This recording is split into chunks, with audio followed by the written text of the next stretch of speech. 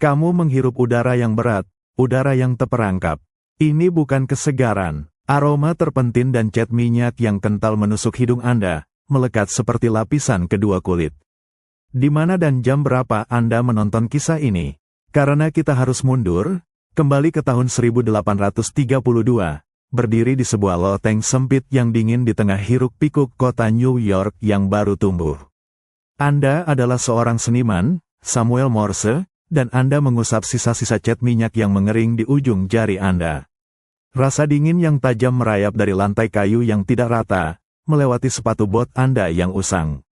Selama bertahun-tahun, Anda berjuang mati-matian untuk menangkap cahaya dan kehidupan di atas kanvas. Anda melukis potret, wajah-wajah serius para borjuis kota yang bisa membayar, berharap nama Anda akan dibisikkan dengan hormat di salon-salon seni. Namun, kuas di tangan Anda terasa berat. Anda menatap sebuah kanvas besar, setengah jadi, yang kini hanya menjadi saksi bisu kegagalan finansial yang berulang.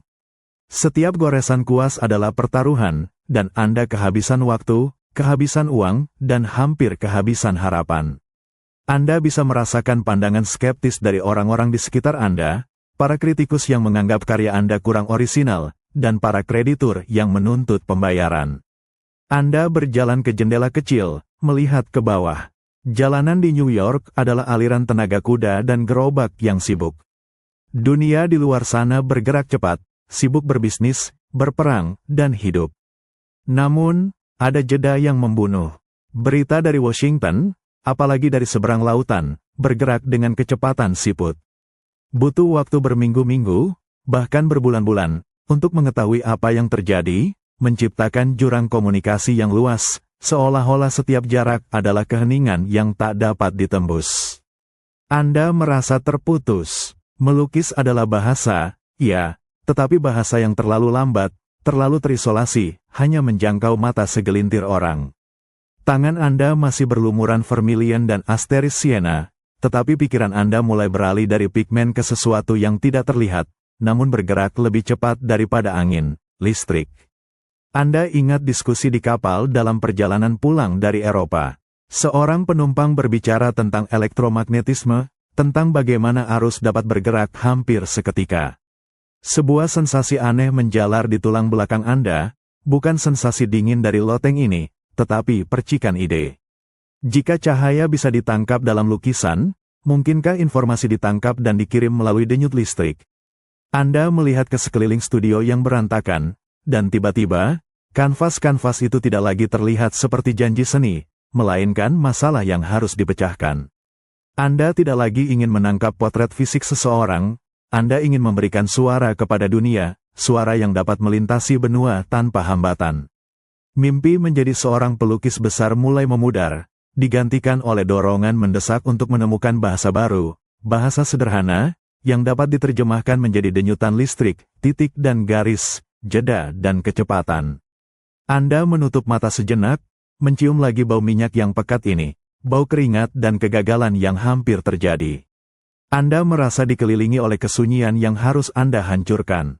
Seringkali, mimpi yang tidak terucapkan di satu bidang, seperti kegagalan Anda sebagai seniman, justru menjadi cetak biru untuk revolusi besar di bidang yang sama sekali lain. Anda tidak lagi menggambar bentuk, Anda mulai menggambar waktu. Anda menahan napas. Bau surat yang tertutup lilin itu, aroma kertas tua dan tinta yang membeku, tiba-tiba terasa seperti bau kematian. Di mana Anda mendengarkan ini, dan pukul berapa sekarang? Karena apa yang akan kita rasakan terjadi pada Anda di New Haven, Connecticut, pada tahun 1825, saat Anda sedang mengerjakan potret pahlawan revolusi, Marquis de Lafayette. Anda berdiri tegak di depan kanvas, kuas sudah siap, ketika seorang kurir yang kelelahan dan berkeringat muncul. Dia menyerahkan sepucuk surat, dan Anda merobek segelnya dengan tergesa-gesa. Baris pertama menghantam Anda seperti dinginnya es yang menusuk. Istri Anda, Lucretia, sedang sakit parah. Jantung Anda mulai berdetak dengan irama yang tak teratur, irama yang terlalu cepat, irama kepanikan yang datang terlambat. Anda segera meninggalkan New Haven. Anda tidak berpikir lagi tentang Siena atau Ultramarin Asteris. Pikiran Anda hanya dipenuhi oleh satu hal, waktu. Jarak antara Anda dan rumah Anda adalah beberapa hari perjalanan kuda. Selama perjalanan yang menyiksa, Anda merasakan setiap kilometer adalah penghalang fisik. Setiap ayunan gerobak, setiap jam yang terlewat, terasa seperti menguras sisa waktu hidup yang dimiliki Lucretia. Anda mencoba mendorong kuda Anda lebih cepat, tetapi bahkan binatang itu terbatas oleh hukum alam. Anda tiba di rumah, napas Anda tersengal, dan Anda melihat keheningan yang menyambut. Keheningan yang berbeda dari keheningan studio Anda. Ini adalah keheningan yang lengkap, final. Saat Anda melangkah masuk, Anda tidak perlu mendengar sepatah kata pun. Ekspresi di wajah keluarga Anda memberi tahu segalanya. Lucretia telah meninggal. Dan yang paling kejam, Anda tahu dia meninggal sebelum surat itu bahkan dikirim. Surat itu sendiri adalah relik dari waktu yang telah berlalu, sebuah pesan dari masa lalu. Anda tiba setelah semuanya berakhir, terlambat untuk mendengar kata-kata terakhirnya, terlambat untuk memegang tangannya. Anda menyentuh tempat tidur kosong itu, merasakan kehangatan yang telah lama hilang. Keterlambatan beberapa hari dalam komunikasi telah merampas momen terpenting dalam hidup Anda.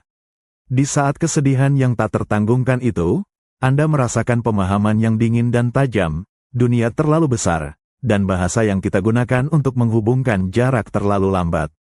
Jarak bukanlah soal mil, melainkan soal waktu. Dan waktu, dalam hal komunikasi, membunuh. Anda memejamkan mata dan melihatnya, bukan lagi bayangan Lucretia, tetapi jurang komunikasi yang luas yang memisahkan manusia. Anda menyadari betapa rentannya cinta, bisnis, dan bahkan keamanan nasional ketika pesan penting bergerak dengan kecepatan yang sama dengan seekor kuda. Penderitaan pribadi Anda, kehilangan yang datang terlambat, menjadi katalis. Kehilangan ini menciptakan urgensi yang membara di dalam diri Anda. Anda tidak lagi hanya ingin menjadi seorang seniman. Anda harus menjadi seorang perintis yang akan menjembatani jurang yang mematikan ini. Anda keluar dari kamar yang sunyi itu, meninggalkan potret-potret yang belum selesai. Minat Anda terhadap seni murni meredup, digantikan oleh obsesi tunggal. Anda harus menemukan cara agar jarak dan waktu tidak lagi memiliki kekuatan untuk memisahkan. Anda harus menemukan bahasa yang lebih cepat daripada kuda, lebih cepat daripada kurir, lebih cepat daripada kapal layar. Anda harus memberikan kecepatan pada kata-kata, untuk mencegah orang lain mengalami keheningan yang menyakitkan ini. Rasa kehilangan mengubah cara Anda melihat dunia. Anda menyadari bahwa manusia, dalam esensinya, adalah makhluk yang terhubung, dan selama koneksi itu rapuh, kita akan selalu rentan. Kehilangan terkasih yang terlambat Anda ketahui menjadi janji yang harus Anda penuhi pada masa depan. Anda merasakan goyangan lambung kapal. Bau air garam dan kayu basah memenuhi paru-paru Anda. Di mana Anda berada saat mendengar cerita ini? Karena saat ini, Anda berada di atas geladak kapal Sully, dalam perjalanan panjang melintasi Atlantik, kembali dari 3 tahun di Eropa pada musim gugur 1832. Ombak bergemuruh di sisi kapal, suaranya membentuk ritme yang tak henti-hentinya, ritme isolasi. Anda melihat cakrawala yang tak berujung, menyadari betapa kecil dan terputusnya Anda dari dunia yang Anda tinggalkan dan dunia yang akan Anda tuju. Anda duduk di antara sekelompok kecil penumpang, seorang seniman yang berjuang, yang kini membawa pulang kegagalan finansial dan obsesi akan kecepatan komunikasi. Di dekat Anda, seorang ahli geologi dan ahli kimia, Dr. Charles Thomas Jackson, sedang berbicara tentang penemuan-penemuan terbaru. Kata-kata itu melayang di udara yang dingin, listrik, magnet, kecepatan tak tertandingi. Jackson menjelaskan demonstrasi-demonstrasi listrik yang baru. Dia berbicara tentang bagaimana arus listrik dapat dihasilkan di satu titik, dan efeknya dapat terlihat hampir seketika di titik lain, bahkan melalui kawat panjang. Anda tidak lagi mendengar suara ombak. Anda hanya mendengar kata-kata itu, asteris hampir seketika asteris. Anda mencondongkan tubuh ke depan, mata Anda tidak lagi melihat gelombang biru, melainkan garis imajiner yang membentang melintasi Amerika Utara. Jika arus listrik dapat dibuat terlihat dimanapun di sepanjang kawat, Anda bertanya, suara Anda serak, mengapa tidak bisa digunakan untuk mengirim informasi? Jackson menjawab dengan ringan. Dia menjelaskan bahwa listrik adalah fenomena, bukan bahasa. Arus mengalir, tetapi tidak berbicara. Namun, bagi Anda, ide itu sudah tertanam. Sebuah percikan, yang Anda cari selama bertahun-tahun sejak kehilangan Lucretia, akhirnya muncul. Listrik adalah kurir yang sempurna, tetapi ia membutuhkan bahasa. Anda merasakan adrenalin yang membara, memanaskan kedinginan di geladak. Anda meraih pensil dan mulai mencoret-coret di buku catatan kecil yang biasa Anda gunakan untuk sketsa. Anda tidak lagi menggambar wajah atau pemandangan. Anda menggambar sirkuit, baterai, dan yang paling penting, sebuah sistem untuk mencatat kedatangan dan ketiadaan arus. Titik, garis, jeda. Jika listrik itu sendiri tidak dapat berbicara, Anda akan membuatnya. Anda akan mengubah keberadaan dan ketiadaan arus listrik menjadi huruf. Di tengah guncangan kapal, yang membuat tulisan Anda miring, Anda mulai merancang alfabet yang paling sederhana dan paling efisien yang pernah ada. Setiap huruf di dunia, direduksi menjadi serangkaian ketukan pendek dan panjang. Titik dan garis. Anda menyadari bahwa untuk menaklukkan jarak, Anda harus menyederhanakan. Seni Anda sebagai pelukis selalu tentang kompleksitas detail, tetapi penemuan ini menuntut minimalis, esensi murni dari komunikasi. Anda menatap samudera yang memisahkan benua. Rasa frustrasi selama bertahun-tahun, kesulitan finansial, dan kesedihan karena kehilangan, semuanya terangkum dalam satu kesimpulan mendalam yang Anda tulis di halaman itu. Asteris, jika listrik dapat terlihat pada jarak berapapun, maka komunikasi tidak akan lagi terhalang oleh jarak. Goyangan kapal terasa seperti ayunan buayan yang mengantar Anda menuju takdir baru. Anda telah naik kapal sebagai seniman yang kelelahan, tetapi Anda akan turun sebagai seorang revolusioner. Pikiran Anda kini bukan lagi milik masa lalu, melainkan milik kawat, magnet, dan bahasa senyap yang akan mengubah dunia. Anda memegang surat yang kusut di tangan Anda, merasakan kertasnya yang tipis dan cap pos yang usang. Pukul berapa ini, dan di mana Anda sekarang? Karena Anda kembali berada di New York tahun 1834, tetapi Anda melihat dunia melalui lensa yang sama sekali baru, lensa waktu. Anda berjalan melewati kantor pos, yang terasa seperti pusat kesibukan yang menyedihkan. Kereta kuda yang berat berderit, menjatuhkan kantong-kantong besar surat. Bau kulit, keringat kuda, dan kertas basah mendominasi. Ini adalah cara dunia berkomunikasi, lambat, rapuh, dan terikat pada kekuatan fisik. Anda memikirkan surat yang baru saja Anda terima. Surat itu membutuhkan waktu 2 minggu untuk melakukan perjalanan 100 mil. 2 minggu, yang bisa berarti perbedaan antara kesuksesan dan kebangkrutan, antara hidup dan mati. Kontrasnya sangat menyakitkan. Di satu sisi, ada kenyataan fisik yang lamban, di mana kata-kata harus diangkut oleh makhluk hidup dan mesin yang terbatas. Di sisi lain, ada konsep yang kini mendominasi setiap pikiran Anda, listrik. Anda membayangkan arus listrik, bukan sebagai kilatan petir yang merusak, tetapi sebagai pembawa informasi yang tak terlihat. Anda membayangkan sebuah pesan yang melakukan perjalanan ratusan mil dalam waktu yang dibutuhkan untuk mengedipkan mata, secepat cahaya. Anda menyentuh kawat tembaga yang Anda peroleh, material kasar yang kini terasa seperti jembatan menuju masa depan. Di studio Anda yang kini dipenuhi bukan oleh palet cat tetapi oleh baterai dan kumparan, Anda mulai bereksperimen. Anda merasakan keputusasaan dari setiap kegagalan kecil. Kawatnya terlalu lemah. Magnetnya tidak cukup kuat untuk mengirim sinyal lebih dari beberapa puluh kaki. Anda memukul meja, frustrasi. Begitu banyak ilmuwan lain mencoba mengirim pesan jarak jauh menggunakan jarum magnetik yang rumit atau banyak kawat. Mereka mencoba membuat listrik berbicara seperti manusia. Tetapi Anda tahu jawabannya terletak pada kesederhanaan. Anda menutup mata dan mendengar lagi. Asteris titik, garis, jeda. Anda mulai menguji kode Morse yang Anda rancang. Anda menyederhanakan bahasa, mengeliminasi semua kecuali esensi.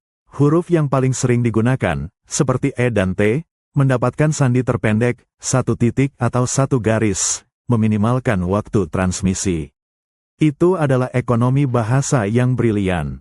Ketika Anda menekan tombol sederhana untuk pertama kalinya, terdengar klik yang halus. Di ujung kawat yang pendek, pena yang terpasang pada elektromagnetik membuat tanda kecil di atas kertas. Titik. Anda merasakan sensasi listrik itu sendiri mengalir melalui diri Anda. Suara kecil itu, asterisk klik yang tak berarti bagi orang lain, adalah suara pertama dari revolusi global. Itu adalah suara yang lebih kencang daripada derit kereta pos manapun. Anda menyadari perjuangan ini bukan lagi tentang sains, tetapi tentang meyakinkan dunia untuk percaya pada sesuatu yang tidak dapat mereka lihat, suara instan yang dibawa oleh arus tak terlihat. Anda harus bekerja melawan kebiasaan, melawan skeptisisme, dan melawan kesulitan finansial Anda sendiri yang terus menghantui. Anda kembali melihat surat yang kusut itu. Kehilangan orang yang Anda cintai telah mengajari Anda satu hal, waktu adalah mata uang paling berharga di dunia, dan Anda baru saja menemukan cara untuk membelinya kembali dari jarak. Anda telah berhenti melukis waktu, dan kini Anda mulai memanipulasinya. Anda mencium bau asam baterai yang menusuk, aroma seng berkarat dan larutan kimia yang pedas. Dimanapun Anda berada, Anda merasakan kelembapan dan panas pengap dari studio kecil di New York tahun 1837. Tangan Anda kotor, bukan lagi karena cat minyak, tetapi karena jelaga tembaga dan bekas luka bakar kecil dari percobaan listrik. Anda sekarang adalah seorang ilmuwan yang tidak terlatih, didorong oleh sebuah obsesi. Di depan Anda terbentang kekacauan yang terorganisir, beberapa gulungan kawat yang diisolasi dengan kain, tumpukan baterai volta buatan sendiri, dan mesin penerima yang kasar. Itu hanyalah sebuah pensil yang diikat ke sepotong kayu, dihubungkan dengan kumparan magnetik yang berputar. Anda menekan kunci kirim sederhana itu. Asterisk klik asterisk. Anda melihat ujung penerima. Di atas gulungan kertas minyak, pensil itu seharusnya membuat titik yang jelas. Tapi yang terjadi adalah goresan samar, bergetar, hampir tidak terlihat. Frustrasi menyengat. Anda telah berhasil mengirim sinyal, tetapi hanya dalam jarak pendek, mungkin 100 kaki kawat yang melingkari studio. Begitu Anda mencoba memperpanjang kawat itu, kekuatan magnetik melemah, sinyalnya menghilang. Anda menggaruk kepala Anda yang terasa berat. Fisika melawan Anda. Arus yang kuat di awal menjadi lemah dan lesu di ujung. Bagaimana Anda bisa menghubungkan Washington ke Baltimore, atau bahkan New York ke Boston, jika sinyal mati setelah beberapa langkah? Anda bangkit, mengitari meja. Anda menghabiskan uang terakhir Anda untuk kawat ini, untuk bahan kimia ini. Rasa lapar adalah teman yang akrab. Anda memegang sisa uang receh di saku, cukup untuk membeli roti basi. Jika Anda gagal, itu bukan hanya kegagalan ilmiah, itu adalah kembalinya kehampaan. Saat Anda menatap diagram yang Anda buat dengan tergesa-gesa di dinding, pandangan Anda terhenti pada skema sederhana yang disajikan oleh teman Anda, Profesor Leonard Gale. Gale menyarankan konsep relay, sebuah pengulang. Daripada mencoba mendorong sinyal lemah menempuh jarak jauh, Anda biarkan sinyal yang melemah itu mengaktifkan sakelar, yang kemudian menyalakan baterai lokal yang baru dan kuat untuk mendorong sinyal lebih jauh. Anda merasakan seolah-olah oksigen baru membanjiri paru-paru Anda. Kejeniusan dalam kesederhanaan. Anda segera membongkar gulungan kawat Anda lagi, mendirikan sebuah mekanisme kecil di tengah sirkuit. Ini seperti memiliki kurir segar yang menunggu di setiap pos pemeriksaan, siap meneruskan pesan dengan energi penuh. Anda kembali menekan kunci kirim. Asterisk titik. Garis, titik. Kali ini, Anda menghubungkan sirkuit jauh lebih panjang melalui relay asterisk. Anda berlari melintasi studio ke ujung kawat. Pensil itu bergetar, dan kali ini, di atas kertas yang bergetar, muncul goresan yang jelas, tajam, dan tidak diragukan lagi. Pesan telah dikirim. Anda tidak berteriak atau melompat. Anda hanya berdiri di sana. Bau asam baterai memenuhi hidung Anda, menatap goresan kecil itu. Anda telah berhasil menipu jarak. Anda telah mengambil energi yang mati dan membuatnya hidup kembali. Pada saat itu, Anda tidak lagi merasa seperti seniman yang bangkrut, tetapi seperti seorang arsitek waktu. Anda tahu bahwa Anda memegang di tangan Anda bukan hanya sebuah penemuan, tetapi janji untuk masa depan, di mana tidak ada lagi orang yang akan terputus dari kabar duka atau kemenangan, hanya karena jarak. Ini adalah titik balik Anda, yang lahir dari kawat, magnet, dan tekad yang didukung oleh kepedihan. Anda merasakan keheningan malam yang menusuk. Hanya ada suara napas Anda sendiri dan derit kawat di bawah tekanan. Di mana Anda mendengar ini, dan jam berapa? Karena di studio kecil yang dingin di New York, tahun 1838, jam-jam larut malam adalah satu-satunya teman Anda. Anda tidak lagi tidur nyenyak. Malam-malam Anda dihabiskan di bawah cahaya redup lampu minyak, membungkuk di atas papan kayu dan kumparan tembaga. Bau asam baterai adalah parfum Anda sekarang. Setiap hari membawa perjuangan baru. Hari ini adalah masalah isolasi kawat. Kemarin, itu adalah mencari magnet yang cukup kuat untuk menarik tuas receiver dengan konsisten. Setiap solusi membawa 10 masalah baru. Keraguan adalah bayangan yang panjang. Kadang-kadang, saat fajar menyingsing dan Anda melihat prototipe telegraf Anda, sebuah susunan kawat, baterai, dan pena yang tampak kuno, Anda bertanya-tanya apakah Anda hanya seorang pelukis tua yang mengejar hantu. Anda ingat saat-saat mencoba menjelaskan pekerjaan Anda kepada orang lain. Anda merasakan pandangan skeptis mereka, pandangan yang sopan, tetapi meremehkan. Di ruang-ruang kuliah, Anda berdiri di samping meja, menunjukkan perangkat Anda yang kikuk. Anda mengirim pesan jarak pendek. Beberapa klik dan dases muncul di ujung kawat. Anda melihat ekspresi di wajah para profesor dan politisi. Mereka mengangguk, tersenyum, mengatakan, menarik, tetapi mata mereka menunjukkan bahwa mereka melihat trik pesta, bukan revolusi. Mereka melihat Samuel Morse si seniman, yang kini bermain-main dengan listrik, bukannya seorang penemu yang akan mengubah peradaban. Anda sangat membutuhkan pendanaan, tetapi setiap presentasi berakhir dengan tepuk tangan yang lemah dan janji kosong. Anda harus mengemis untuk mendapatkan dukungan, menjual sisa-sisa karya seni Anda untuk membeli lebih banyak kawat. Rasa pahit dari keterasingan ini menelan Anda. Anda sendirian dalam visi ini. Anda merasakan betapa tipisnya batas antara penemuan dan kegilaan. Tanpa bukti besar, tanpa garis yang membentang melintasi jarak yang signifikan, Anda hanyalah seorang pemimpi yang kelaparan. Suatu malam, Anda duduk di sana, memegang kumparan kawat tembaga di tangan Anda. Dingin, Anda melihat keluar jendela. Anda membayangkan kawat ini membentang melintasi seluruh benua, membawa berita perang, hasil panen, atau, yang paling penting, kata-kata cinta dan kehilangan. Anda menyadari bahwa kesulitan finansial dan penghinaan yang Anda rasakan adalah bagian dari harga yang harus dibayar. Inovasi yang paling mendasar seringkali tampak konyol atau mustahil bagi mereka yang terbiasa dengan status quo. Anda kembali menekan kunci kirim. Asteris titik, garis, titik, titik. Itu adalah huruf H. Anda mengulanginya. Anda berlatih. Setiap ketukan bukan hanya sandi. Itu adalah latihan ketekunan. Anda tidak bisa mundur. Anda telah melihat masa depan, kecepatan, dan koneksi. Anda harus memaksa dunia untuk melihatnya juga. Keheningan dan penolakan yang Anda hadapi hanya memperkuat tekad Anda. Di balik setiap pandangan sinis, Anda merasakan dorongan untuk membuktikan bahwa bahasa sunyi yang Anda ciptakan ini akan menjadi suara global. Kesendirian menjadi laboratorium Anda, dan keraguan menjadi bahan bakar. Hanya mereka yang menolak kenyataan yang ada yang mampu menciptakan kenyataan yang baru. Anda merasakan panas lembut dari perapian kayu yang berderak. Aroma kayu bakar dan kopi yang kuat memenuhi ruangan yang dingin. Dimanapun Anda berada, Anda merasakan kelegaan hangat di tengah musim dingin New Jersey tahun 1837. Anda telah membawa penemuan Anda ke Speedwell Iron Works, berharap mendapatkan perhatian dan, yang lebih penting, bantuan mekanis.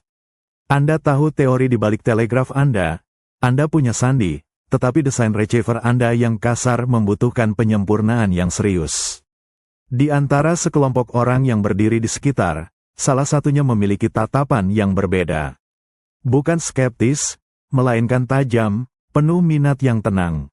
Dia adalah Alfred Vail, seorang pemuda dari keluarga industri yang kaya, tetapi dengan hasrat seorang penemu.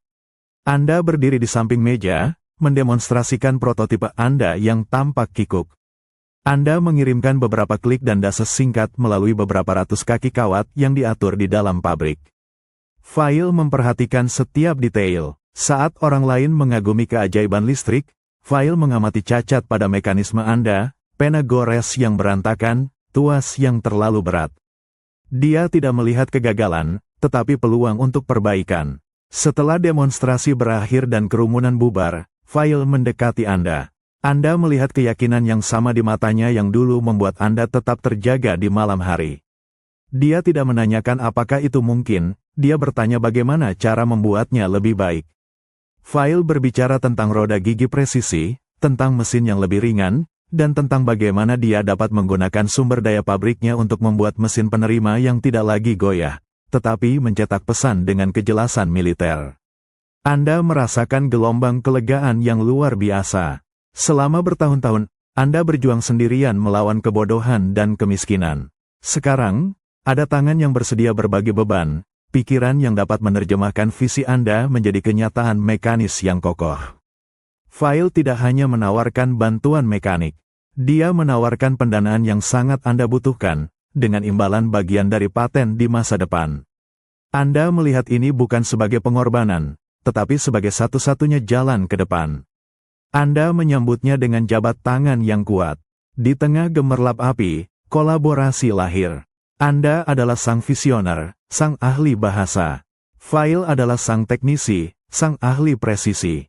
Bersama-sama, Anda jauh lebih kuat daripada Anda sendiri.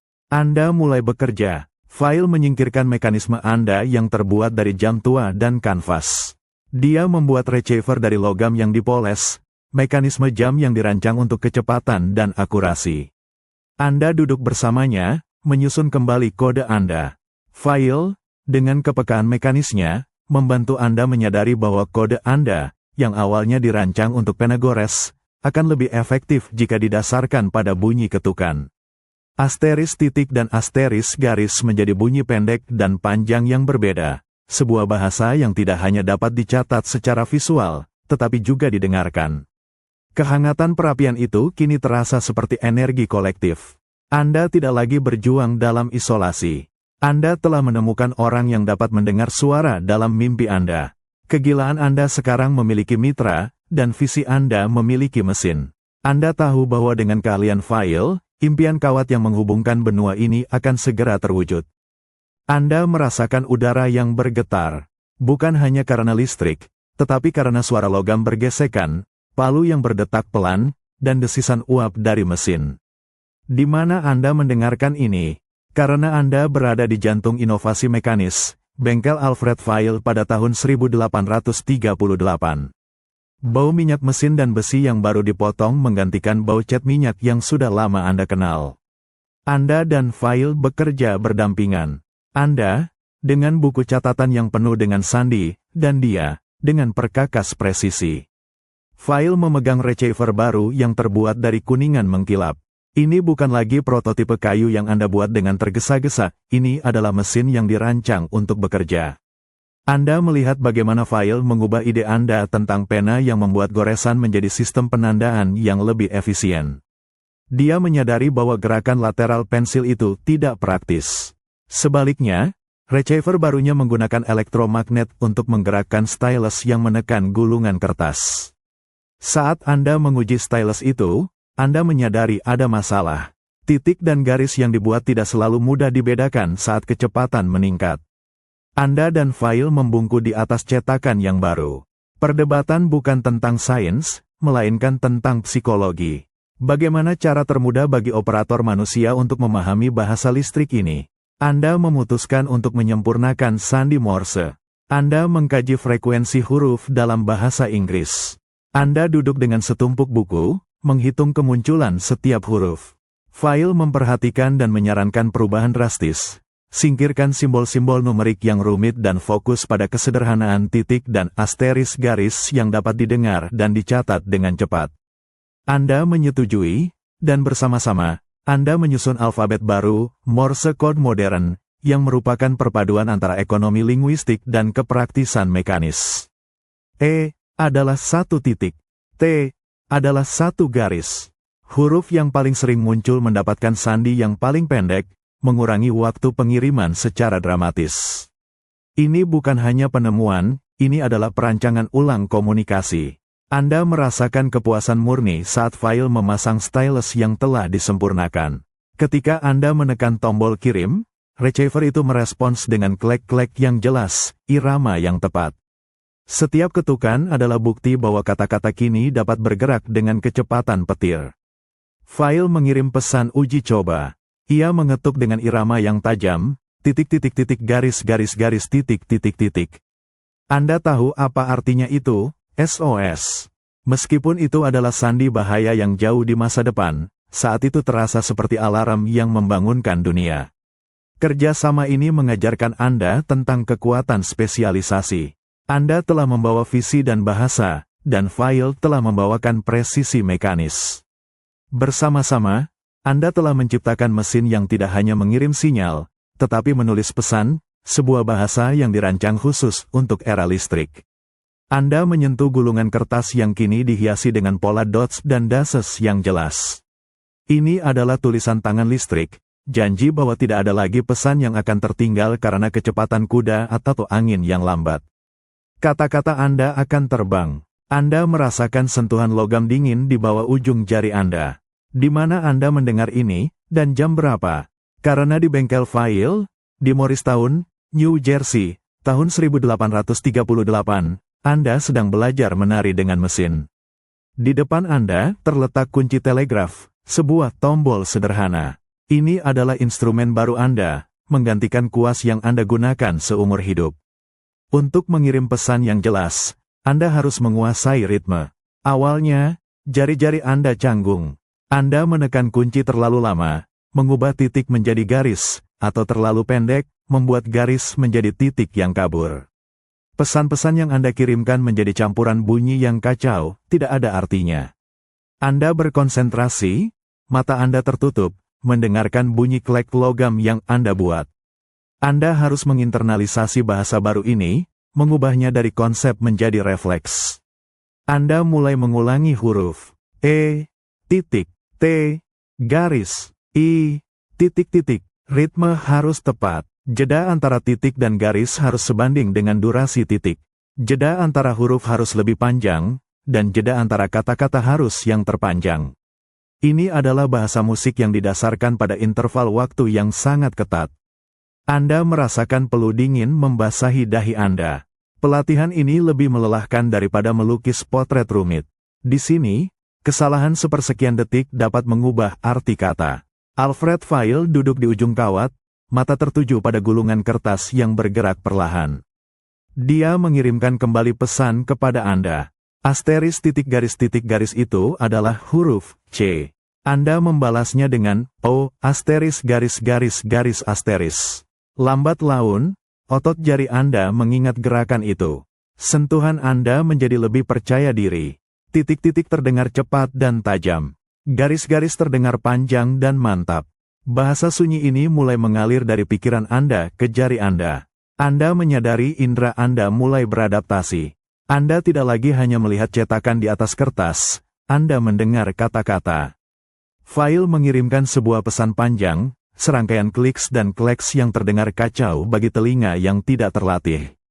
Namun, Anda, dengan pelatihan yang intens, mulai menerjemahkannya hampir seketika. Tangan Anda bergerak cepat, mencatat huruf demi huruf, mengubah bunyi menjadi makna.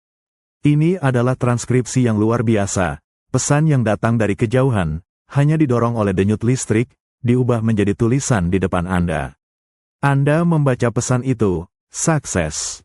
Keberhasilan. Anda menatap File, dan senyum kecil terbentuk di bibirnya. Anda merasakan ikatan yang kuat terbentuk, ikatan yang dibangun di atas ritme sandi bersama. Anda berdua adalah yang pertama memahami bahasa global yang baru ini. Anda kembali menekan kunci, mengirimkan balasan singkat. Kata-kata tidak diperlukan, Anda hanya mengirim serangkaian titik dan asteris garis yang merangkum rasa terima kasih, kelelahan, dan kegembiraan. Anda menyadari bahwa keindahan sandi ini adalah universalitasnya. Tidak perlu bahasa lisan, tidak perlu gambar. Hanya ritme, yang dapat dipahami oleh mesin dan manusia.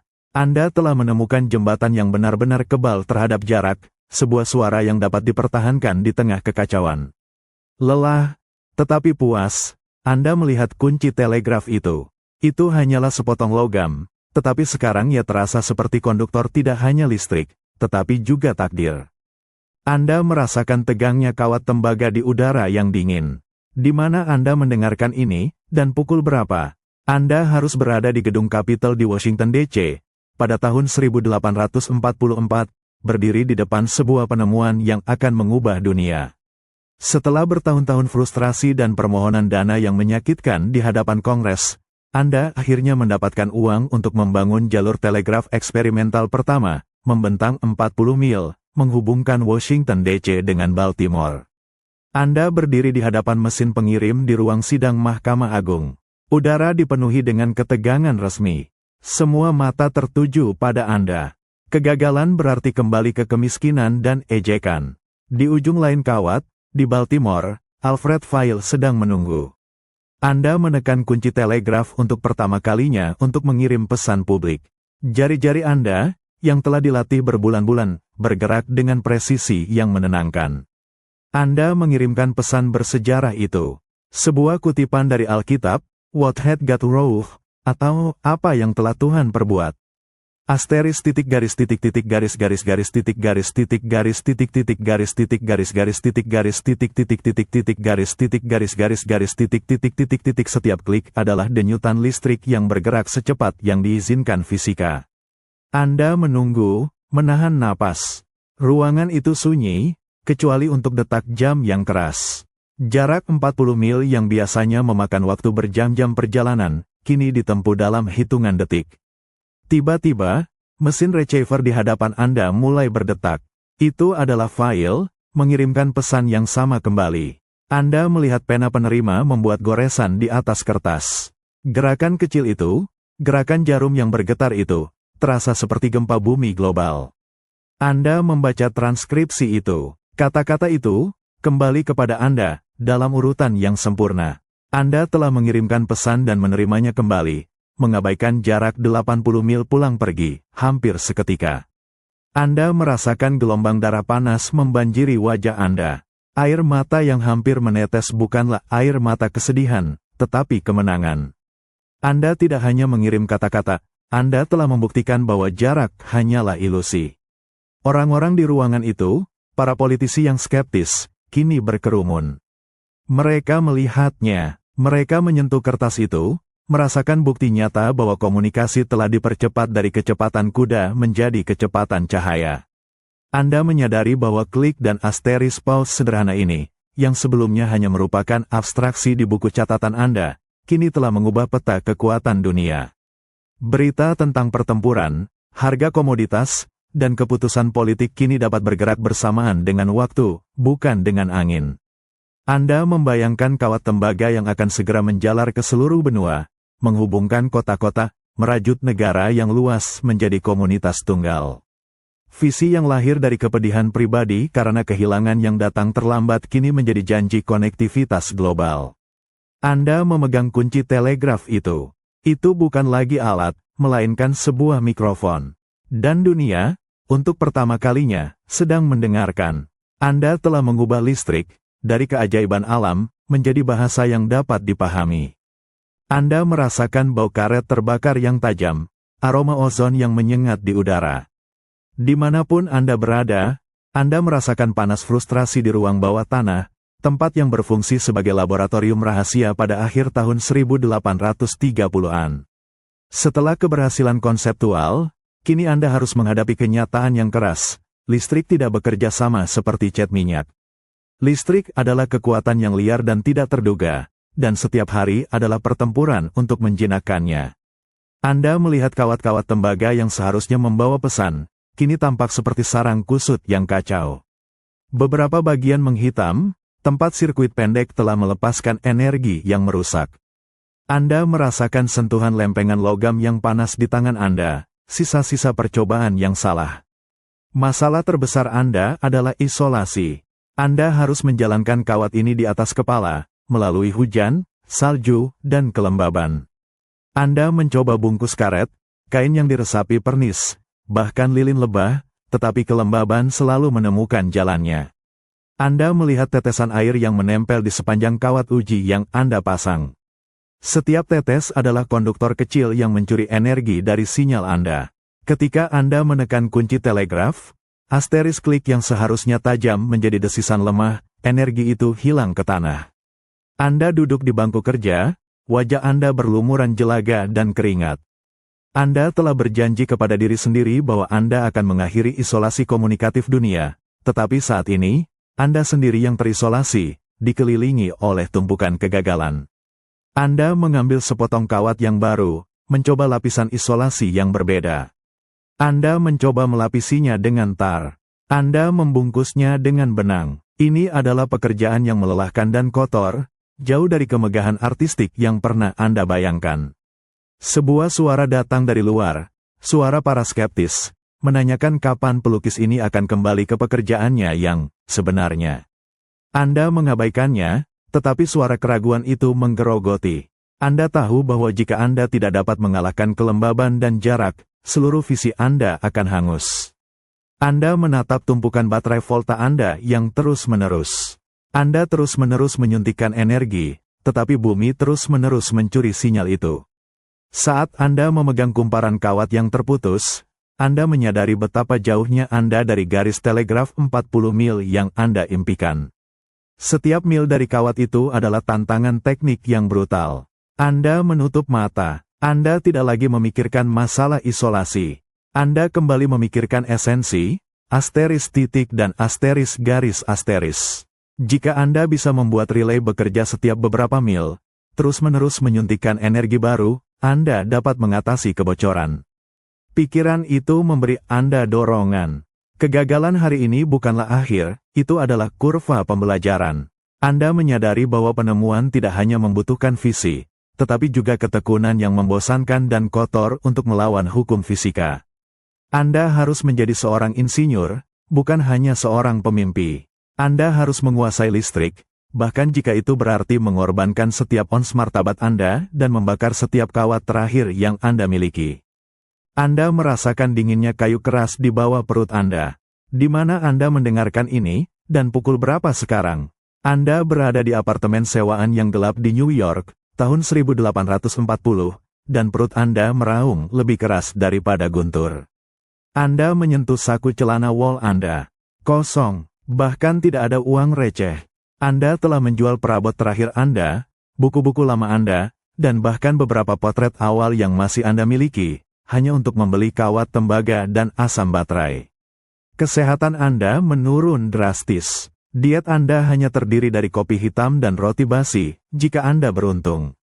Anda merasakan kepala Anda berdenyut karena kelaparan. Anda adalah seorang profesor seni di universitas, tetapi gaji Anda nyaris tidak ada. Setiap jam yang Anda curi untuk bekerja pada telegraf adalah jam yang Anda ambil dari kelas, yang memperburuk situasi finansial Anda. Anda menatap prototipe telegraf di atas meja, karya hidup Anda, visi Anda, dan sekarang, penyebab utama kesengsaraan Anda. Itu tampak seperti tumpukan sampah yang rumit, yang hanya menjadi penanda obsesi yang mahal. Rasa malu membebani Anda. Anda menghindari teman-teman lama, takut pada pertanyaan mereka atau, lebih buruk lagi, tawaran bantuan yang menyedihkan. Anda adalah Samuel Morse, seniman terkenal yang seharusnya, dan kini Anda adalah penemu yang kelaparan. Suatu pagi, seorang tetangga mengetuk pintu Anda. Anda membuka pintu, mengantisipasi tagihan yang tertunda atau peringatan penggusuran. Sebaliknya, dia menawarkan Anda sisa sup. Anda menerima mangkuk itu, dan bau kaldu panas yang kaya adalah aroma kemewahan yang tak tertahankan. Anda makan dengan cepat, sembunyi-sembunyi, merasakan rasa panas mengalir kembali ke tubuh Anda yang lemas. Momen kerentanan itu menyakitkan. Kemiskinan ini mengancam untuk menghancurkan tidak hanya tubuh Anda, tetapi juga visi Anda. Anda bisa kembali melukis potret, mendapatkan penghasilan yang stabil. Dunia akan memaafkan Anda. Namun, Anda kembali melihat perangkat telegraf itu. Anda menutup mata dan mendengar ritmenya yang akurat, asteris titik, garis, jeda. Suara itu adalah janji yang tak bisa Anda ingkari. Anda tahu bahwa telegraf ini bukan hanya tentang listrik, ini tentang mengurangi jarak antara manusia. Itu adalah obat untuk kesedihan yang Anda rasakan ketika Anda terlambat mengetahui kematian istri Anda. Anda menyentuh kawat, merasakan dinginnya tembaga. Itu terasa seperti talian hidup. Anda menyadari bahwa Anda tidak dapat mengabaikan penemuan ini, karena jika Anda menyerah sekarang, jutaan orang di masa depan akan tetap terikat pada kecepatan kuda. Kekuatan yang mendorong Anda bukan lagi ambisi, melainkan ketakutan. Ketakutan akan dunia yang terlalu lambat, terlalu terputus. Anda membersihkan sisa mangkuk sup itu, dan rasa lapar Anda sedikit mereda. Kekuatan fisik kembali, dan dengan itu, kemauan. Anda kembali ke meja kerja. Kegelapan dan rasa dingin di ruangan itu adalah pengingat yang konstan tentang apa yang Anda pertaruhkan, tetapi visi itu lebih terang daripada lampu minyak manapun. Anda bangkit, memegang kunci telegraf. Anda harus bertahan, karena jika Anda tidak bertahan, bahasa global yang baru ini akan mati sebelum sempat diucapkan. Visi yang menyelamatkan dunia tidak dapat ditenggelamkan oleh kemiskinan sesaat. Anda menghirup udara yang berat, berdebu, dan berbau dupa kertas tua yang kaku.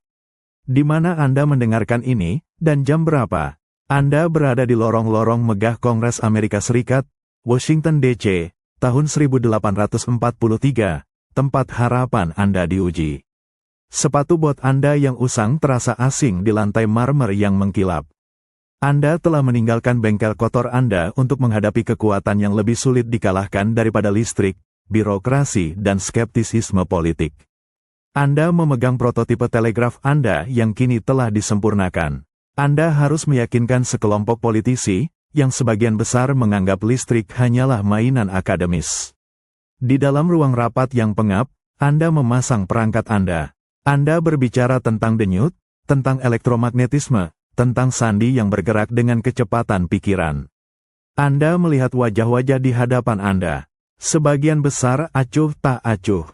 Mereka adalah pria yang terbiasa dengan kecepatan pesan yang dikirim oleh kurir di atas kuda. Mereka bertanya, dengan sopan tetapi sinis, mengapa mereka harus mempercayai keajaiban tak terlihat Anda.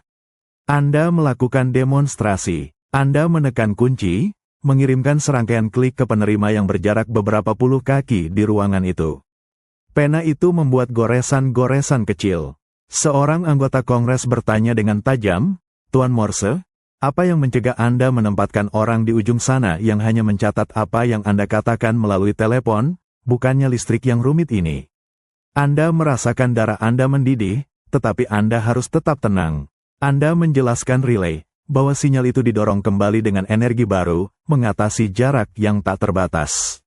Anda menjelaskan bahwa ini bukan hanya pengiriman pesan jarak pendek, tetapi koneksi yang membentang ratusan, bahkan ribuan mil. Mereka menggelengkan kepala. Sebagian besar dari mereka hanya melihat kawat pendek yang membentang melintasi karpet ruang sidang. Mereka tidak melihat gambaran besarnya, kecepatan. Hari-hari berlalu menjadi minggu, dan minggu menjadi bulan. Anda menghabiskan musim dingin itu di Washington, menghabiskan sisa-sisa uang fail. Anda harus mengemis, berulang kali, untuk mendapatkan $30.000 yang Anda butuhkan untuk membangun jalur eksperimental Washington-Baltimore. Anda berjalan sendirian di lorong-lorong sepi, melewati patung-patung pendiri negara.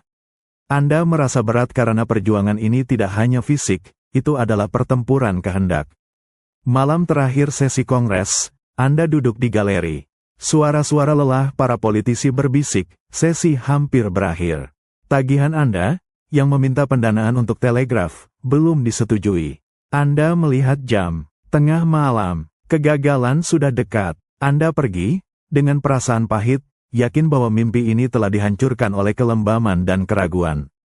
Keesokan paginya, saat Anda sedang makan sarapan sederhana, pintu Anda diketuk. Seorang teman datang dengan mata bersinar. Morse, Kongres menyetujui tagihan Anda, beberapa menit sebelum tengah malam. Anda merasakan gelombang emosi yang begitu besar sehingga hampir menjatuhkan Anda. Itu adalah kelegaan yang luar biasa. Itu adalah pengakuan bahwa Anda tidak gila. Anda menyadari bahwa visi, meskipun tidak terlihat, akhirnya berhasil menembus dinding keraguan. Perjalanan untuk meyakinkan dunia adalah perjalanan yang paling sulit, tetapi sekarang, Anda memiliki izin dan dana untuk meletakkan kawat yang akan menjadi denyut nadi Amerika. Anda merasakan hawa dingin yang menusuk dari janji yang tertunda. Di mana Anda mendengarkan ini, dan jam berapa? Anda berada di Washington DC pada tahun 1838, dan setiap hari adalah siksaan penantian. Tahun-tahun berlalu sejak Anda kembali dari Eropa dengan visi itu, dan Anda kini berusia 50-an, tetapi belum ada hasil nyata. Anda telah berhasil meyakinkan beberapa teman dan mitra, tetapi rintangan terbesar adalah pemerintah. Anda mengingat kembali kunjungan Anda ke Kongres. Anda telah menunjukkan prototipe Anda, tetapi demonstrasi singkat itu terasa tidak berdaya melawan kebiasaan lama. Anda melihat tatapan mereka percaya pada meriam, pada jalan raya, pada kapal, hal-hal yang dapat disentuh. Bagaimana Anda bisa menjual keajaiban tak terlihat? Anda menghabiskan hari-hari Anda di ibu kota, mencoba menggalang dukungan. Setiap pertemuan terasa seperti ujian, di mana Anda harus meyakinkan pria-pria berjas tebal bahwa uang publik harus diinvestasikan pada garis tembaga yang membawa denyut elektrik. Debat adalah beban yang berat. Beberapa legislator secara terbuka menyebut telegraf Anda main-main. Beberapa orang bertanya apakah Anda akan mengirim pesan ke Mars. Anda mendengar bisikan bahwa Samuel Morse harus kembali ke pekerjaannya yang sah sebagai pelukis. Anda merasakan keputusasaan tumbuh. Pendanaan yang Anda butuhkan adalah jumlah yang signifikan, cukup untuk membangun jalur 40 mil ke Baltimore. Tanpa itu, telegraf hanya akan menjadi mainan studio, bukan alat yang mengubah bangsa. Anda menunggu di lobi-lobi hotel yang mewah, melihat kurir-kurir yang datang dan pergi dengan kereta kuda. Anda melihat betapa rapuhnya sistem komunikasi Amerika, jika terjadi badai, seluruh jalur surat terputus, dan negara itu menjadi buta dan tuli. Anda mencoba berargumen, telegraf adalah pertahanan nasional. Ia dapat memberikan peringatan dini akan invasi atau pemberontakan. Ia adalah alat bisnis, yang dapat memberikan pedagang keuntungan seketika. Namun, politisi bergerak lambat. Debat berkepanjangan, uang dialihkan ke kepentingan lain, dan Anda hanya bisa menunggu. Waktu terasa melambat, membebani Anda dengan setiap bulan yang berlalu. Anda menyentuh kawat tembaga yang Anda bawa di tas Anda, terasa dingin dan mati. Apakah ini akan selamanya menjadi janji yang tidak terpenuhi? Pada tahun 1843, setelah bertahun-tahun penolakan, keajaiban kecil terjadi. Tagihan Anda, yang disisipkan ke dalam undang-undang lain, tiba-tiba dibawa ke pemungutan suara. Anda menunggu di lorong yang dingin. Anda tidak bisa masuk. Anda mendengar suara perdebatan yang samar. Ya, tidak, ya, tidak. Anda tidak mendengar hasilnya. Anda berjalan pergi, pasrah, yakin bahwa Kongres telah gagal. Keesokan paginya, ketika kabar itu datang, itu terasa seperti kejutan listrik yang tertunda. Persetujuan. Anda merasakan beban kepastian yang luar biasa. Janji yang tidak terlihat itu kini memiliki uang untuk menjadi kenyataan. Anda menyadari betapa tipisnya batas antara penemuan dan pengabaian. Hanya beberapa menit, hanya beberapa suara, yang memisahkan Anda dari sejarah yang berbeda. Sekarang, setelah semua penantian yang menyakitkan, Anda tidak lagi hanya seorang pemimpi. Anda adalah insinyur pertama dari era koneksi instan. Anda memiliki izin untuk membuktikan bahwa jarak dan waktu tidak lagi menjadi tirani atas kehidupan manusia. Perjalanan 40 mil yang akan Anda bangun akan menjadi langkah pertama menuju pengurangan ukuran dunia. Anda merasakan dinginnya bulan Desember yang menusuk, dingin yang merembes melalui jendela besar di Washington DC di mana Anda mendengarkan ini, dan pukul berapa sekarang? Karena Anda berada di ujung tanduk, di Galeri Balai Senat Amerika Serikat, pada malam terakhir sesi Kongres, tanggal 3 Maret tahun 1843. Udara di dalam galeri pengap, berbau keringat, dan lilin yang meleleh. Anda telah menunggu selama berbulan-bulan, berpegangan pada harapan tipis. Tagihan untuk mendanai jalur telegraf Anda, yang meminta $30.000, kini hanyalah salah satu item terakhir dalam daftar panjang yang harus disetujui sebelum tengah malam. Anda melihat ke bawah pada lantai senat. Para politisi tampak kelelahan, bersandar di kursi mereka, terburu-buru untuk menyelesaikan urusan sebelum penutupan. Anda merasakan keputusasaan tumbuh. Tagihan demi tagihan dibahas, ditolak, atau disetujui, tetapi telegraf Anda tidak pernah disebut. Anda telah mendedikasikan tahun-tahun terbaik Anda, semua uang Anda, seluruh jiwa Anda untuk penemuan ini. Anda sadar bahwa jika tagihan ini tidak lolos, Kongres tidak akan membahasnya lagi selama 1 tahun lagi, dan Anda tidak punya cukup uang untuk bertahan hidup selama 90 hari ke depan. Anda memejamkan mata dan kembali mengingat wajah Lucretia, kehilangan yang memicu semua ini. Jika telegraf gagal, Anda akan kembali ke dunia di mana jarak adalah kutukan, dan kata-kata terputus. Seorang teman, Henry Ellsworth, mendekati Anda dan berbisik bahwa harapan sudah hilang. Ada terlalu banyak tagihan, dan waktu hampir habis. Jam besar di sudut ruangan menunjukkan pukul 11.30 malam. Anda merasa kedinginan, yang lebih dalam daripada suhu ruangan. Ini adalah dinginnya kegagalan. Anda bangkit, mengambil topi Anda. Anda memutuskan untuk menerima takdir, untuk meninggalkan tempat yang telah menjadi arena siksaan Anda selama berbulan-bulan. Anda berjalan keluar dari gedung Kongres, menuruni tangga batu yang dingin. Di luar, Desember sangat dingin, dan langit gelap. Anda merasakan beban keputusasaan. Besok, Anda harus pulang dan mencoba melukis lagi untuk membayar utang Anda. Anda tiba di hotel Anda, dan tidur sejenak, tidur yang gelisah dan tanpa mimpi. Keesokan paginya, Anda sedang sarapan di lobi hotel. Anda merasa hampa, merencanakan kepulangan yang memalukan. Tiba-tiba, seorang wanita muda, Annie Ellsworth, putri teman Anda Henry, berlari ke arah Anda. Wajahnya berseri-seri. Tuan Morse, selamat. Anda menatapnya dengan bingung. Selamat untuk apa, Nona Annie? Tagihan telegraf. Itu lolos. Pada saat-saat terakhir, 3 menit sebelum tengah malam. Anda tidak bergerak. Kata-kata itu berputar-putar di benak Anda, asteris 3 menit sebelum tengah malam. Keajaiban menit terakhir. Kekuatan yang hampir hilang kini telah kembali, didorong oleh sebuah keyakinan yang samar. Anda menyentuh kawat yang Anda bawa di saku mantel. Itu tidak lagi terasa mati. Itu terasa seperti konduktor takdir. Air mata mengalir, bukan dari kesedihan, tetapi dari kelegaan yang tiba-tiba, yang tak terduga. Anda telah memenangkan pertempuran paling sulit, pertempuran melawan waktu dan kepastian. Anda telah diizinkan untuk membangun masa depan. Anda menatap Annie Ellsworth, yang membawa kabar baik, dan Anda berjanji padanya, dia akan menjadi orang pertama yang memilih kata-kata yang akan dikirim melalui telegraf pertama. Mimpi yang bertahan dalam isolasi dan kemiskinan kini akan menjadi kenyataan. Ini adalah pengingat bahwa ketekunan, bahkan di tengah keputusasaan yang total, dapat mengubah sejarah. Anda merasakan dinginnya udara pagi yang kontras dengan kehangatan hotel yang remang-remang. Dimanapun Anda berada, Anda berbagi kelegaan luar biasa ini pada pagi hari tanggal 4 Maret tahun 1843 di Washington DC. Matahari baru saja terbit, tetapi di dalam diri Anda terasa seperti fajar telah tiba setelah malam yang gelap dan panjang. Anda baru saja menerima berita itu. Kongres telah menyetujui pendanaan $30.000 untuk jalur telegraf eksperimental Anda. Kabar itu, yang disampaikan dengan bisikan penuh semangat oleh Annie Ellsworth, terasa seperti kejutan fisik, sebuah gelombang kejut yang tertunda. Selama bertahun-tahun, Anda berjuang dalam ketidakpastian. Ada saat-saat di mana kelaparan mengancam untuk mengakhiri segalanya, di mana keraguan publik terasa seperti penjara. Anda duduk kembali di kursi, merasakan kelelahan yang luar biasa.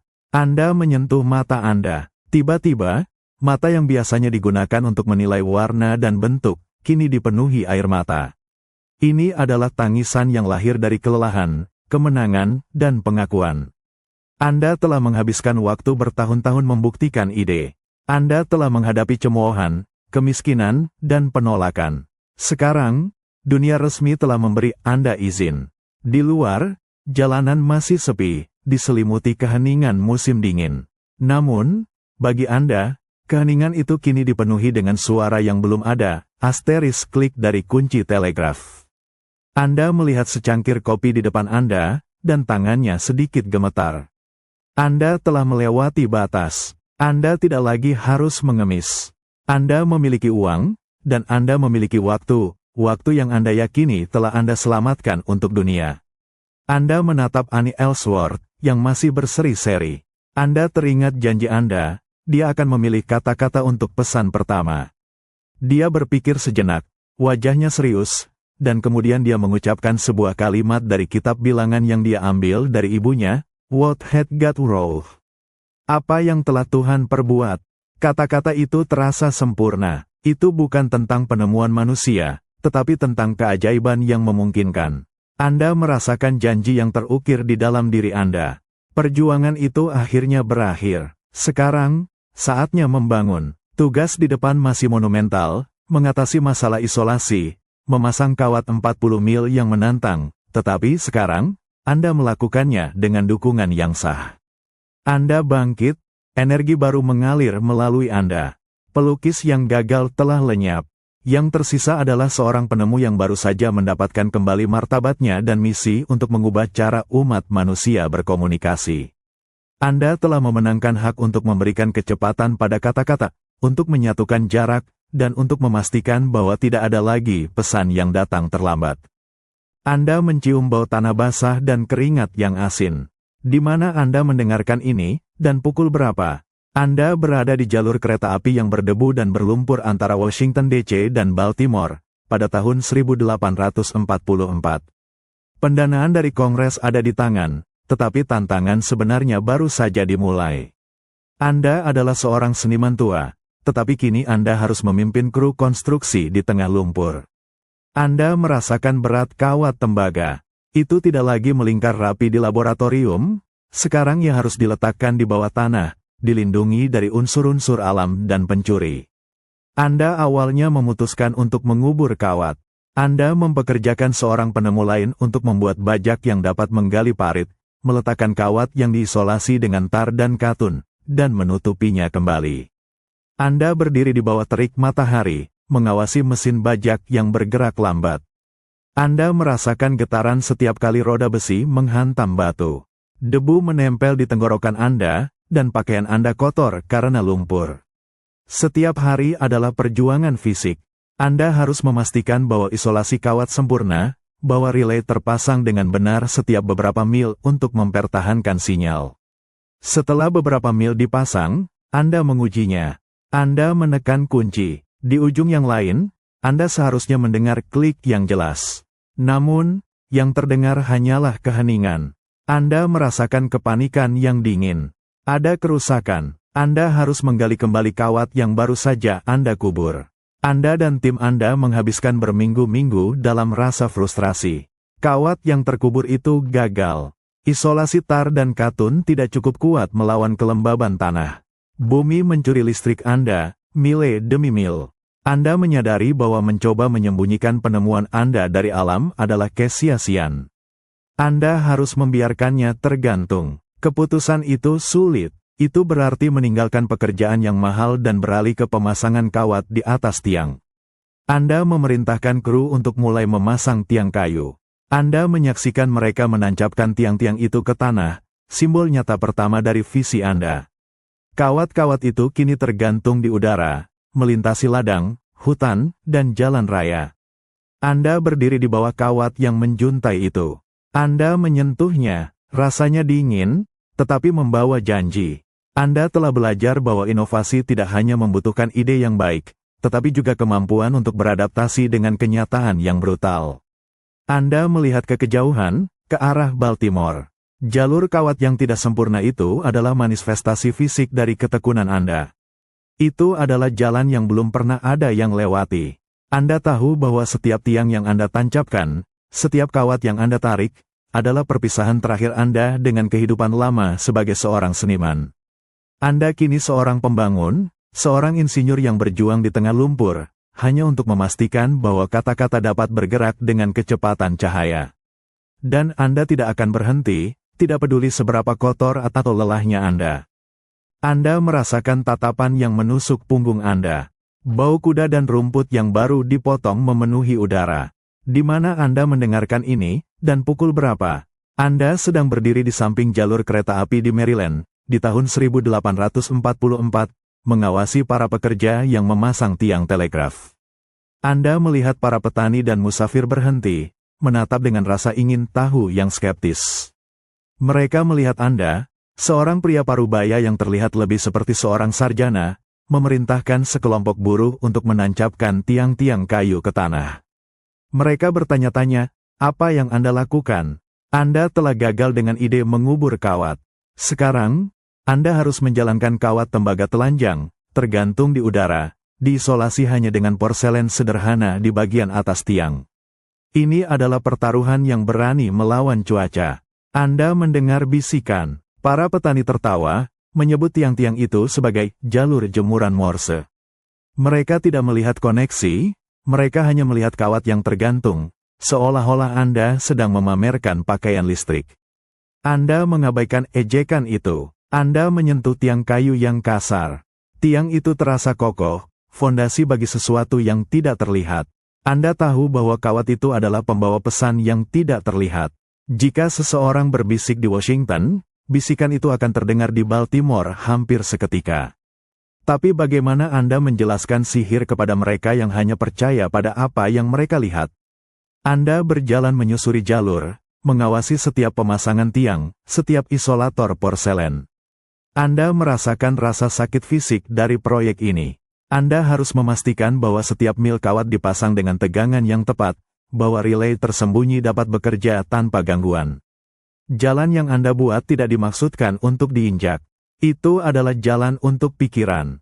Ketika kawat itu akhirnya direntangkan dan terhubung, ada keheningan. Tidak ada yang berubah secara visual. Tapi di dalam kawat, ada sungai yang mengalir, energi yang menunggu untuk membawa informasi. Anda kembali ke kantor pusat di Washington. Anda duduk di depan kunci telegraf, jantung Anda berdetak seiring dengan denyut listrik. 40 mil kawat tembaga tergantung di udara, sebuah jembatan yang belum pernah diuji. Anda menekan kunci, asteris titik, garis, titik, titik, itu adalah H. Anda melihat ke receiver di sebelah Anda. Itu bergetar sebentar, kemudian keheningan. Anda menunggu tanggapan dari Baltimore, menunggu Alfred File. Anda merasakan janji dan ketakutan bergumul di dalam diri Anda. Jika ini gagal, jika keraguan para petani dan politisi itu benar, maka bertahun-tahun perjuangan ini sia-sia. Lalu, bunyi itu datang. Asteris klik, klek, klik, bukan lagi goresan samar, tetapi bunyi yang berani dan jelas, didorong oleh relay yang bekerja sempurna. File mengirimkan konfirmasi, sinyal diterima dengan jelas. Anda menutup mata. Anda telah berhasil. Anda telah mengubah kawat tembaga menjadi suara. Anda menyadari bahwa penemuan terbesar seringkali tampak tidak masuk akal bagi dunia luar, sampai mereka mendengar bisikan yang berasal dari kejauhan, tiba sebelum kurir manapun. Anda telah menaklukkan jarak, dan kini Anda siap untuk membuktikan kepada seluruh dunia bahwa kata-kata dapat bergerak dengan kecepatan yang sama dengan kilat. Anda merasakan tekanan udara di ruangan bersejarah itu, sebuah ketegangan yang lebih berat daripada kelembaban musim semi. Di mana Anda mendengarkan ini, dan pukul berapa sekarang? Karena Anda berdiri di gedung Capitol, di ruang Mahkamah Agung yang terhormat, Washington DC, tanggal 24 Mei tahun 1844. Ini adalah hari yang telah Anda perjuangkan selama 12 tahun. Hari untuk mengirim pesan publik resmi pertama antara dua kota yang terpisah sejauh 40 mil. Ruangan itu penuh sesak. Para politisi, jurnalis, dan ilmuwan yang skeptis berkumpul di sekitar meja sederhana tempat telegraf Anda berada. Anda melihat wajah mereka, campuran antara rasa ingin tahu dan keraguan. Mereka telah mendengar janji itu, tetapi mereka belum pernah merasakan kecepatan itu. Anda duduk di kursi, tangan Anda di atas kunci telegraf. Di sana, di depan Anda, ada sebuah mesin yang tampak sederhana, terbuat dari logam dan kayu, tetapi kini menanggung beban sejarah. Anda merasakan jantung Anda berdetak dengan irama yang dipercepat. Ini bukan hanya demonstrasi sains, ini adalah janji pribadi yang lahir dari rasa kehilangan. Ini adalah kesempatan untuk membuktikan bahwa penderitaan Anda tidak sia-sia.